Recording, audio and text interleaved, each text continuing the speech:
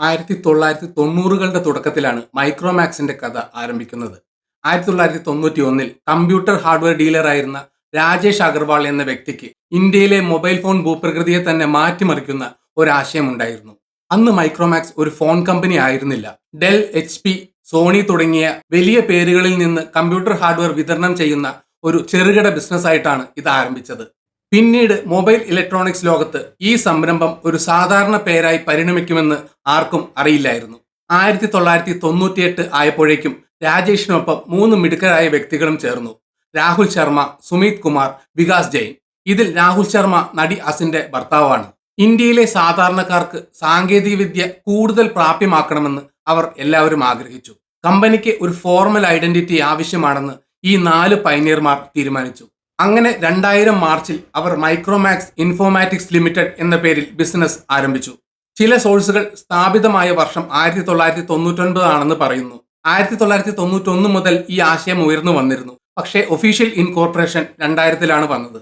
തുടക്കം മുതൽ തന്നെ ബുദ്ധിപൂർവ്വം ശ്രമിച്ചാൽ ടെക്നോളജിയും ലോക്കൽ ക്രിയേറ്റിവിറ്റിയും കമ്പൈൻ ചെയ്യാൻ കഴിയുമെന്ന് അവർ മനസ്സിലാക്കി. മൈക്രോമാക്സിന്റെ ആദ്യ കാലങ്ങളിലെ ഒരു അവിസ്മരണീയ സംഭവം 2007-ൽ നടന്നു. സ്ഥിരം വൈദ്യുതി മുടക്കം നേരിടുന്ന ഒരു ചെറിയ പട്ടണത്തിൽ ഫൗണ്ടർ രാഹുൽ ശർമ്മ അത്ഭുതകരമായ ഒരു കാര്യം ശ്രദ്ധിച്ചു. വൈദ്യുതി അപൂർവമായ ഒരു സ്ഥലത്ത് ഒരു പബ്ലിക് കോൾ ഓഫീസ് ഒരു ട്രക്ക് ബാറ്ററിയിലാണ് പ്രവർത്തിക്കുന്നത്.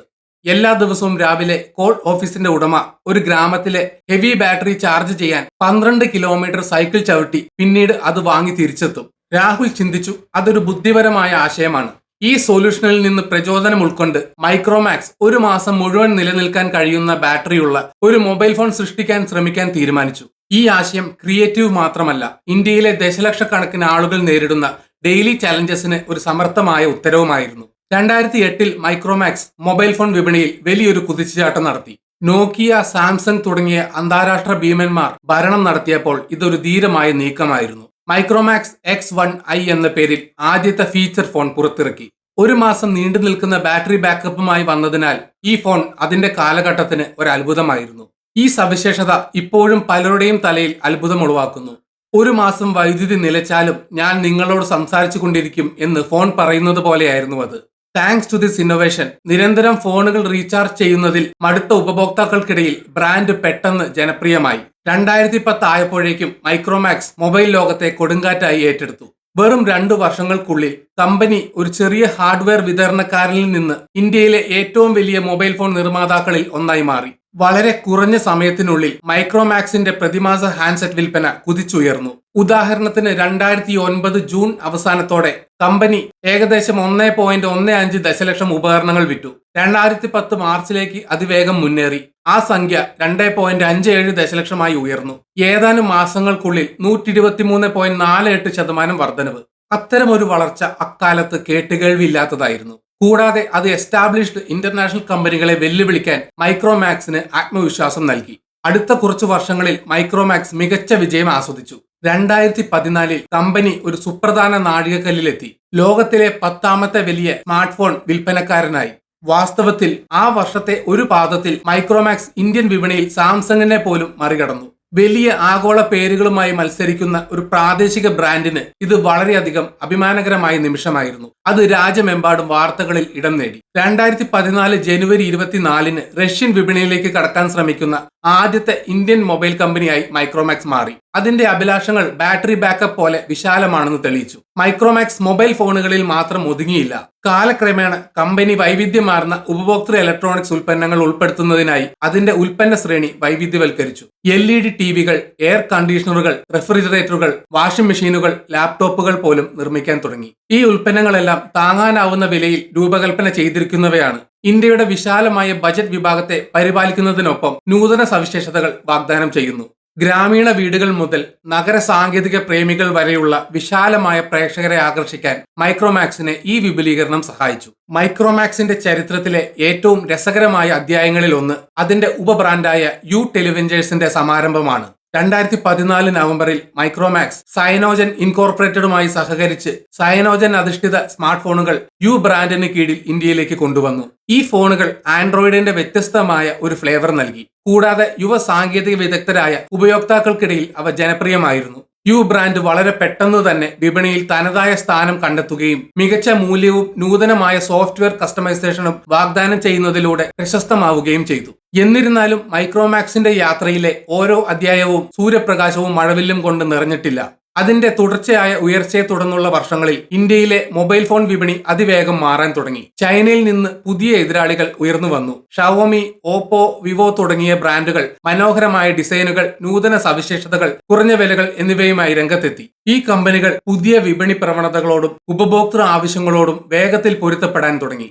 തൽഫലമായി ഒരു കാലത്ത് ബജറ്റ് സ്മാർട്ട് ഫോണുകളുടെ പ്രിയങ്കരനായിരുന്ന മൈക്രോമാക്സ് പ്രതിസന്ധിയിലായി. കടുത്ത പ്രൈസ് വാറും അതിവേഗം മാറിക്കൊണ്ടിരിക്കുന്ന സാങ്കേതിക മേഖലയും മൈക്രോമാക്സിനെ അപ്രതീക്ഷിതമായി പിടികൂടി. 2016 ആയപ്പോഴേക്കും കമ്പനിയുടെ സ്മാർട്ട് ഫോൺ കയറ്റുമതി അപ്പോഴും ശക്തമായിരുന്നു. ആ വർഷം സംഖ്യ 9.65 ദശലക്ഷം യൂണിറ്റിലെത്തി. എന്നാൽ മത്സരം വർദ്ധിച്ചതോടെ മൈക്രോമാക്സിന് വിപണിയിലുള്ള പിടി നഷ്ടപ്പെടാൻ തുടങ്ങി. 2022 സ്മാർട്ട് ഫോൺ കയറ്റുമതി വെറും 3,70,000 യൂണിറ്റായി കുറഞ്ഞതോടെ സ്ഥിതി കൂടുതൽ ദയനീയമായി കാണപ്പെട്ടു. വരുമാന കണക്കുകളും തിരിച്ചടിയായി. 2016 $1.33 ബില്യൺ നിന്ന് 2022 വെറും $94.26 മില്യൺ കുത്തനെ കുറഞ്ഞു.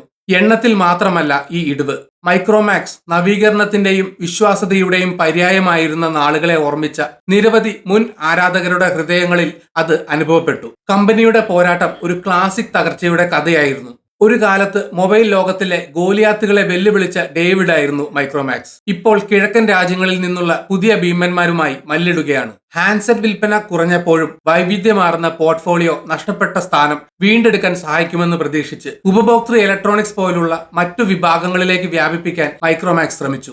സമ്പത്ത് പുനരുജ്ജീവിപ്പിക്കാനുള്ള ശ്രമത്തിൽ മൈക്രോമാക്സ് 2020 ഇൻ എന്ന പേരിൽ ഒരു പുതിയ ഉപബ്രാൻഡ് പുറത്തിറക്കി. കമ്പനിയുടെ താങ്ങാനാവുന്ന വില എന്ന പ്രധാന മൂല്യവുമായി ആധുനിക സവിശേഷതകൾ സംയോജിപ്പിച്ച സ്മാർട്ട് ഫോണുകളുടെ ഒരു പുതുക്കിയ നിര വാഗ്ദാനം ചെയ്യുക എന്നതായിരുന്നു ആശയം. ദീർഘകാലം നിലനിൽക്കുന്ന ബാറ്ററിയും കരുത്തുറ്റ രൂപകൽപ്പനയും ഹൃദയങ്ങളെ കീഴടക്കാൻ പര്യാപ്തമായിരുന്ന ആദ്യകാലത്തിന്റെ ആത്മാവ് തിരിച്ചു പിടിക്കാനുള്ള ശ്രമമായാണ് ഈ നീക്കം കാണപ്പെട്ടത്. ഇൻ ഉപയോഗിച്ച് എതിരാളികൾക്ക് മുന്നിൽ പൂർണ്ണമായും വഴങ്ങാൻ തയ്യാറല്ലെന്ന് തെളിയിക്കാൻ മൈക്രോമാക്സ് പ്രതീക്ഷിച്ചു. മെച്ചപ്പെട്ട ഹാർഡ്വെയർ, അപ്ഡേറ്റ് ചെയ്ത സോഫ്റ്റ്വെയർ, മുൻ മോഡലുകളെക്കാൾ അല്പം റെട്രോ കുറവുള്ള ഡിസൈനുകൾ എന്നിവ ഉപബ്രാൻഡ് വാഗ്ദാനം ചെയ്തു. മൊബൈൽ വിപണി വികസിച്ചുകൊണ്ടിരിക്കുമ്പോൾ മൈക്രോമാക്സും പുതിയ മേഖലകളിലേക്ക് കടന്നു. 2024 കമ്പനി ഫിസൺ എന്ന തായ്വാനീസ് ചിപ്പ് ഡിസൈനറുമായി ചേർന്നു. അവർ ഒരുമിച്ച് മിഫൈ എന്ന പേരിൽ ഒരു സംയുക്ത സംരംഭം രൂപീകരിച്ചു. അത്യാധുനിക NAND സ്റ്റോറേജ് സൊല്യൂഷനുകളെ പിന്തുണയ്ക്കാൻ കഴിയുന്ന ഫാബ്ലെസ് ചിപ്പുകൾ രൂപകൽപ്പന ചെയ്യുക എന്നതായിരുന്നു ലക്ഷ്യം. മൊബൈൽ ഫോണുകൾക്കപ്പുറം നവീകരിക്കാനുള്ള മൈക്രോമാക്സിന്റെ ആഗ്രഹത്തെ സൂചിപ്പിക്കുന്ന ഒരു നീക്കം. ഏതാനും മാസങ്ങൾക്ക് ശേഷം 2025 ഫെബ്രുവരി 17 മിഫൈ അതിന്റെ ആദ്യത്തെ ഉപഭോക്തൃ ഉൽപ്പന്നമായ സ്റ്റോം 1100 എക്സ്റ്റേണൽ SSD അവതരിപ്പിച്ചു. പ്രൊഫഷണലുകൾ, ഗെയിമർമാർ, കോണ്ടന്റ് ക്രിയേറ്റേഴ്സ് എന്നിവരെ ലക്ഷ്യം വെച്ചുള്ളതായിരുന്നു ഈ ഉൽപ്പന്നം. ഒരു തരത്തിൽ മൈക്രോമാക്സ് പറയുകയായിരുന്നു, മറ്റൊരു മേഖലയിലാണെങ്കിൽ പോലും ഞങ്ങൾക്ക് ഇപ്പോഴും വലിയ ലീഗുകളിൽ കളിക്കാൻ കഴിയും. മൈക്രോമാക്സിന്റെ യാത്ര ഉയർച്ച താഴ്ചകൾ, മികച്ച കണ്ടുപിടുത്തങ്ങൾ, കഠിനമായ പാഠങ്ങൾ എന്നിവ നിറഞ്ഞ ഒരു റോളർ കോസ്റ്റർ യാത്രയായിരുന്നു. സാങ്കേതിക വിദ്യ എല്ലാവർക്കും ലഭ്യമാകണമെന്ന ആശയത്തിലാണ് കമ്പനി നിർമ്മിച്ചത്. ഒരു മാസം നീണ്ടു നിൽക്കുന്ന ബാറ്ററിയുള്ള X1i പോലുള്ള അതിന്റെ ആദ്യകാല ഉൽപ്പന്നങ്ങൾ നിരവധി ഇന്ത്യക്കാർ നേരിടുന്ന അതുല്യമായ വെല്ലുവിളികളെ നേരിടുന്നതിനാണ് രൂപകൽപ്പന ചെയ്തിരിക്കുന്നത്. ഒറ്റ ചാർജിൽ ഒരു മാസം മുഴുവൻ നിലനിൽക്കാൻ കഴിയുന്ന ഒരു ഫോൺ സങ്കല്പിക്കുക. നിരന്തരമായ പവർ കട്ടുകളുടെയും വിശ്വസനീയമല്ലാത്ത വൈദ്യുതിയുടെയും മുന്നിൽ ചിരിക്കാൻ തോന്നുന്ന ഒരു പരിഹാരമായിരുന്നു അത്. ഈ നൂതനമായ മനോഭാവം മൈക്രോമാക്സിനെ ദശലക്ഷക്കണക്കിന് ആളുകളുടെ ഹൃദയങ്ങൾ കീഴടക്കാൻ സഹായിച്ചു. എന്നിരുന്നാലും മൈക്രോമാക്സ് ഒരിക്കൽ ഉയർന്ന വിൽപ്പനയും അന്താരാഷ്ട്ര വികാസവും വീമ്പിളക്കിയിരുന്നെങ്കിലും കമ്പനി ഒടുവിൽ കടുത്ത മത്സരത്തിന്റെയും ദ്രുതഗതിയിലുള്ള സാങ്കേതിക മാറ്റത്തിന്റെയും വലയിൽ കുടുങ്ങി. ഒരു കാലത്ത് അന്താരാഷ്ട്ര ബ്രാൻഡുകളെ മറികടക്കാൻ അനുവദിച്ച അതേ ഘടകങ്ങൾ ഇപ്പോൾ അതിന്റെ തകർച്ചയ്ക്ക് കാരണമായി. ശക്തമായ വിതരണ ശൃംഖലകൾ, അഗ്രസീവ് വില നിർണ്ണയം, അത്യാധുനിക സാങ്കേതിക വിദ്യ എന്നിവയാൽ സായുധരായ ചൈനീസ് സ്മാർട്ട് ഫോൺ നിർമ്മാതാക്കൾ വിപണിയുടെ വലിയൊരു പങ്ക് പിടിച്ചെടുത്തു. ഈ പുതിയ പ്രവണതകളുമായി വേഗത്തിൽ പൊരുത്തപ്പെടാൻ മൈക്രോമാക്സിന് കഴിയാത്തത് അതിന് വലിയ വില നൽകി. തിരിച്ചടികൾ ഉണ്ടായിട്ടും ഒരു പോരാട്ടവുമില്ലാതെ മൈക്രോമാക്സ് ഒരിക്കലും പിന്മാറിയിട്ടില്ല. കമ്പനിയുടെ നേതൃത്വം കാര്യങ്ങൾ തിരിച്ചുവിടാൻ ആവർത്തിച്ച് ശ്രമിച്ചിട്ടുണ്ട്. യു ബ്രാൻഡിന്റെ ആമുഖം അത്തരമൊരു ധീരമായ പരീക്ഷണമായിരുന്നു. അതിന്റെ വ്യത്യസ്തമായ പരസ്യങ്ങളും അതുല്യമായ ഉൽപ്പന്ന വാഗ്ദാനങ്ങളും ഉപഭോക്താക്കൾക്ക് പുഞ്ചിരിക്കാൻ ഒരു കാരണം നൽകി. വിപണി അതിന്റെ തകർച്ചയിൽ ചിരിച്ചപ്പോഴും മൈക്രോമാക്സ് പുതിയ ആശയങ്ങൾ ചിന്തിക്കുന്നതിലും പുതിയ പങ്കാളിത്തങ്ങൾ രൂപപ്പെടുത്തുന്നതിലും തിരക്കിലായിരുന്നു. ചിലപ്പോൾ ഒരു തരി വിരോധാഭാസത്തോടെ പോലും. മൈക്രോമാക്സിന്റെ കഥയുടെ പ്രധാന വശം അതിന്റെ പല ഉപകരണങ്ങളും അവരുടെ കാലഘട്ടത്തിൽ ശരിക്കും നൂതനമായിരുന്നു. ഇന്ന് മൈക്രോമാക്സ് വളരെ മത്സരാധിഷ്ഠിതമായ ഒരു വ്യവസായത്തിൽ പ്രവർത്തിക്കുന്നത് തുടരുന്നു. 20,000-ലധികം ജീവനക്കാരുള്ള ഇതിന് ഇന്ത്യയിലും Russia, Bangladesh, United Arab Emirates, തെക്ക് കിഴക്കൻ ഏഷ്യയുടെ ചില ഭാഗങ്ങൾ തുടങ്ങിയ നിരവധി അന്താരാഷ്ട്ര വിപണികളിലും സാന്നിധ്യം നിലനിർത്തുന്നു. കമ്പനിയുടെ ഉൽപ്പന്ന ശ്രേണിയിൽ ഇപ്പോൾ സ്മാർട്ട് ഫോണുകൾ, ടാബ്ലറ്റുകൾ, LED ടിവികൾ, എയർ കണ്ടീഷണറുകൾ, റെഫ്രിജറേറ്ററുകൾ, വാഷിംഗ് മെഷീനുകൾ പോലും ഉൾപ്പെടുന്നു. 2014-ലെ പ്രതാപകാലത്തെ അപേക്ഷിച്ച് മൊബൈൽ ഫോൺ വിൽപ്പന ഗണ്യമായി കുറഞ്ഞുവെങ്കിലും വൈവിധ്യവൽക്കരിക്കാനും അതിന്റെ സ്ഥാനം വീണ്ടെടുക്കാനും മൈക്രോമാക്സ് ഇപ്പോഴും കഠിനമായി പരിശ്രമിക്കുന്നു. സാങ്കേതിക വിദ്യയുടെ ലോകം എത്ര വേഗത്തിൽ മാറുമെന്ന് മൈക്രോമാക്സിന്റെ കഥ ഓർമ്മിപ്പിക്കുന്നു. ഏതാനും വർഷങ്ങൾക്കുള്ളിൽ ഒരു കാലത്ത് നവീകരണത്തിന്റെ ചാമ്പ്യനും താങ്ങാനാവുന്ന മികവിന്റെ പ്രതീകവുമായിരുന്ന ഒരു കമ്പനിക്ക് പ്രസക്തി നിലനിർത്താൻ പോരാടാൻ കഴിയും. എന്നിരുന്നാലും ഇത് പ്രതിരോധ ശേഷിയുടെ ഒരു കഥ കൂടിയാണ്. അതിന്റെ ആദ്യകാലങ്ങൾ ഒരു വിജയകരമായ നൃത്ത പരമ്പര പോലെയായിരുന്നു. ഊർജ്ജസ്വലവും ശുഭാപ്തി വിശ്വാസവും വാഗ്ദാനങ്ങളും നിറഞ്ഞത്. പിന്നീട് ഒരു ത്രില്ലറിന്റെ നാടകീയമായ വഴിത്തിരിവുകൾ വന്നു. അവിടെ കടുത്ത മത്സരാർത്ഥികൾ വേദിയിലേക്ക് ഇരച്ചു കയറി. ശ്രദ്ധാകേന്ദ്രം മാറി. ഇപ്പോൾ അതിന്റെ ഏറ്റവും പുതിയ പ്രവർത്തനത്തിൽ മൈക്രോമാക്സ് വീണ്ടും സ്വയം പുനർനിർമ്മിക്കാൻ ശ്രമിക്കുന്നു. ഇത്തവണ അന്താരാഷ്ട്ര സഹകരണത്തിലൂടെയും നവീകരണത്തിൽ പുതുക്കിയ ശ്രദ്ധയോടെയും മൈക്രോമാക്സ് ആവേശകരമായ പുതിയ സംരംഭങ്ങൾ പര്യവേഷണം ചെയ്യുന്നു. ഫിസണുമായി ചേർന്ന് മിഫൈ സൃഷ്ടിക്കുന്നത് സെമി കണ്ടക്ടർ സ്റ്റോറേജ് സാങ്കേതികവിദ്യയുടെ ഭാവിയിൽ നിക്ഷേപിക്കാൻ കമ്പനി തയ്യാറാണെന്ന് കാണിക്കുന്നു. സ്റ്റോം 1100X എക്സ്റ്റേണൽ SSD പോലുള്ള ഉൽപ്പന്നങ്ങളിലൂടെ കമ്പ്യൂട്ടർ ഹാർഡ്വെയറിന്റെ വിതരണക്കാരൻ എന്ന നിലയിൽ അതിന്റെ എളിയ തുടക്കത്തിൽ നിന്ന് വളരെ അകലെയുള്ള പ്രദേശങ്ങളിലേക്ക് മൈക്രോമാക്സ് കടക്കുന്നു. ഉപഭോക്തൃ ഇലക്ട്രോണിക്സിന്റെ അനുബന്ധ മേഖലകളിലേക്കുള്ള ഈ വികാസം കമ്പനിക്ക് ആവശ്യമായ പുതിയ തുടക്കമായിരിക്കും. ഈ വീഡിയോ ഇവിടെ വെച്ച് നിർത്തുന്നു. നിങ്ങൾക്ക് വീഡിയോ ഇഷ്ടപ്പെട്ടെങ്കിൽ ലൈക്ക് ചെയ്യുക. ചാനൽ സബ്സ്ക്രൈബ് ചെയ്തിട്ടില്ലെങ്കിൽ മറക്കാതെ സബ്സ്ക്രൈബ് ചെയ്യണം. വിലയേറിയ അഭിപ്രായങ്ങൾ കമന്റിൽ രേഖപ്പെടുത്തണം. നോട്ടിഫിക്കേഷൻ ബെൽ ബട്ടൺ അമർത്താൻ മറക്കരുത്. മറ്റൊരു വീഡിയോയുമായി വീണ്ടും കാണാം. ബൈ.